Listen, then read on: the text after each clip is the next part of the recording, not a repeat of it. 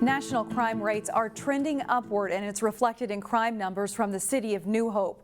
Reporter Pafua Yang joins us and has details on New Hope's annual police report. Pafua? Shannon, serious offenses like arson, assault, and theft went up 15% over the past year. The police chief says several factors contribute to it, including a higher transient population. With the freeways and the connections, and then the people coming and going from the city with various businesses and associations, is we're a pretty transient population. So sometimes that transient population will bring different crimes with it at times.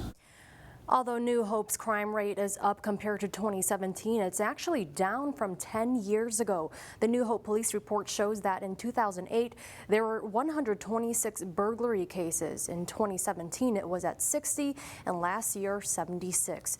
In 2008, there were 7 arson cases. In 2017, it dropped to 1, and last year it went up to 3.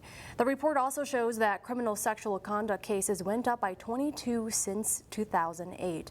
The police chief says sometimes an uptick in crime cases reported doesn't necessarily mean there's a spike in the crime itself. I think part of the reason that our statistics are up, especially in the criminal sexual conduct area, the rape cases, is I think we have actually more people reporting these crimes, which is a good thing. It's better to report these than not report these. New Hope's traffic unit also issued more than 900 traffic citations last year. That's more than double from 2017. Shannon? All right, thank you, Pafua. The Golden Valley City Council chamber is about to get a facelift. The city is looking at designs to improve the audio-visual technology and give the council chambers a fresh look. It's been 30 years since the chamber was last updated. The city has budgeted $400,000 for the remodel. The room will be reoriented to make the space more flexible so it can be used for other purposes like staff meetings. Construction is expected to begin early next year. Residents in Robbinsdale are encouraged to slow down while going through a road construction project along County Road 81. Construction on 81 starts at 40th Avenue and winds all the way down to 42nd. There's also a lane closure in that area. Hennepin County crews are working to replace and upgrade the sidewalks along County Road 81. The project is part of the county's American Disability Act Sidewalk Accessibility Plan. We'll be removing some of this concrete here and putting in new ADA accessible pedestrian ramps that help people cross, particularly people who are in wheelchairs or have mobility issues. Crews are also updating the crosswalk timing button so people who are visually impaired can hear the commands when crossing the road. Hennepin County officials say it's all about making sure everyone has adequate access. The pedestrian ramp project is an ongoing county project. We have a number of intersections. We're doing this all across the county.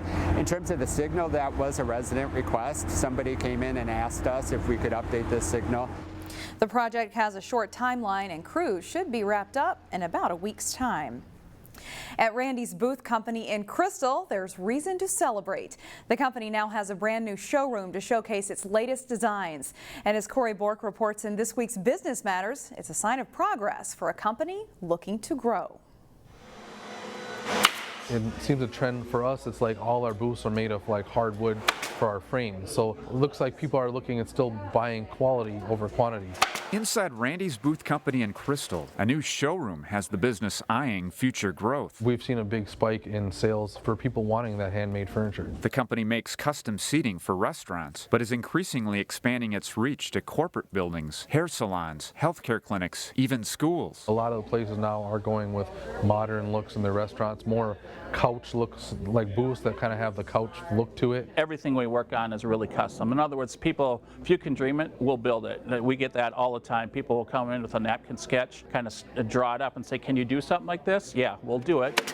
We'll start here because the reality of what we do here, it really starts in this spot right here. Company President Michael Engel gave CCX News a tour to show how everything is made.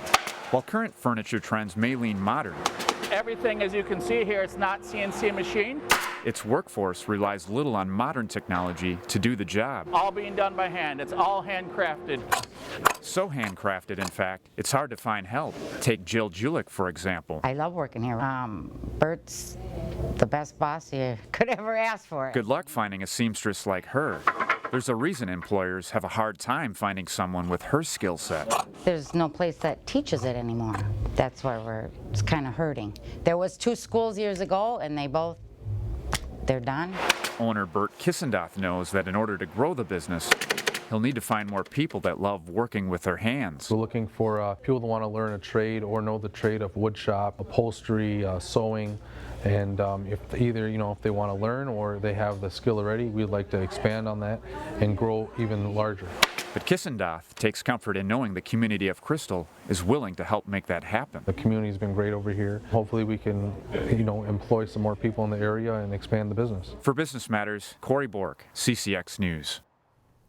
Randy's Booth Company currently has 30 employees. Its most recent projects included work for restaurants like Crave and Red Cow, as well as Mystic Lake Hotel. Up next is making new seating for a new restaurant in St. Louis Park called The Block. The rain made an appearance, but it didn't wash out Plymouth on Parade on Saturday. We'd like to recognize these 2 parade winners for puckering up and sending us a photo. They win a CCX Media prize pack. Congratulations. And here they are, just a few of many people who lined Plymouth Boulevard to wave and take in Plymouth on Parade on Saturday. And as we go to break, we'll leave you with a few more sights and sounds from the last local parade of the season in Plymouth.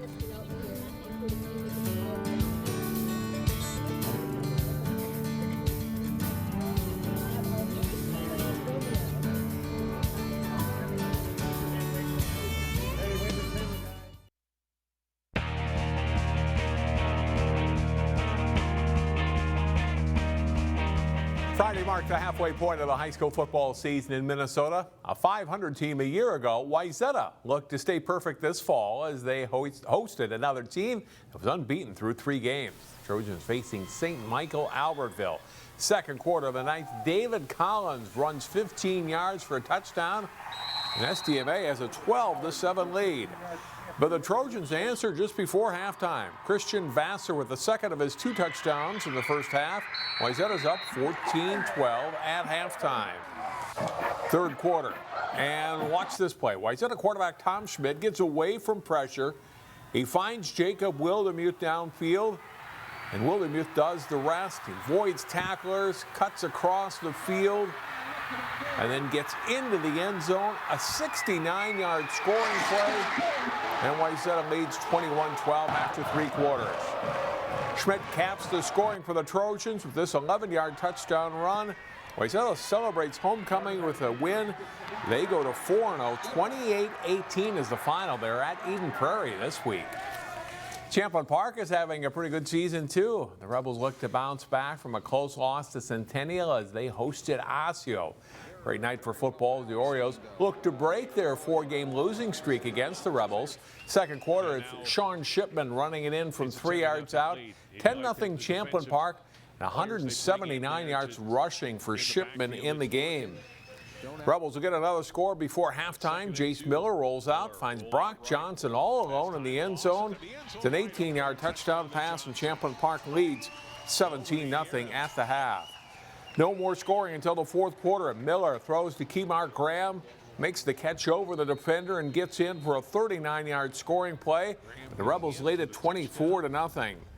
And the defense posts a shutout on this night. Edmund O'Cansey with an interception late in the game, and Champlin Park wins it over Osseo 24-0. After 2 losses to start the season, Maple Grove looked to reach the 500 mark as they had homecoming. Crimson meeting Blaine. First quarter, Maple Grove on the Blaine 5-yard line. Nate Elms, though, met at the goal line and driven back. Crimson have to settle for a field goal on that drive. Second quarter, Blaine gets the first touchdown of the game. William Fredrickson around the edge and in for a 3-yard score. But Coach Matt Lombardi's team will answer. Elms goes up top, and a great catch by Owen Overley at the 2-yard line. That sets up a Crimson touchdown for a 10-7 halftime lead. Third quarter, Maple Grove puts together another scoring drive. Jacob Engel bowls his way inside the 10-yard line. And then Engel powers in for his second touchdown of the game, and the Crimson lead 17-7. And the defense locks it down from there. Nate Becker breaks through and gets the tackle for loss. Maple Grove goes on to win this one over Blaine. 17-7 is the final. It was a special night for 4 Maple Grove alumni and 1 former coach as they were honored and inducted into the Maple Grove High School Hall of Fame. Kaylee Sadler, who could not attend, was represented by her younger sister Sammy, along with Caleb Marks, Lucas Greeter, Coach Gary Gerst, and Ashley Allen were all recognized for their contributions to the school in either athletics or fine arts or both. This is the second Hall of Fame ceremony the school has held, with now 10 total inductees. Back to football and games at Park Center. The Pirates hosting Forest Lake. Homecoming day for the Pirates. First half, it's the Rangers. Troy Plesky taking the toss and going down the sideline for a 14-yard touchdown run. Forest Lake leads 14-0 in the second half. At halftime, rather, the Pirates' defensive tackle, Quavius Hornsby there. A nice defensive stop on a 4th down play for the Pirates. And then Park Center will get on the board in the 4th quarter. Marcus Freeman to Hamel Blaine. 23-yard touchdown pass, not enough though for Park Center. 21-13 Forest Lake is the final. That's all for sports. More news after this.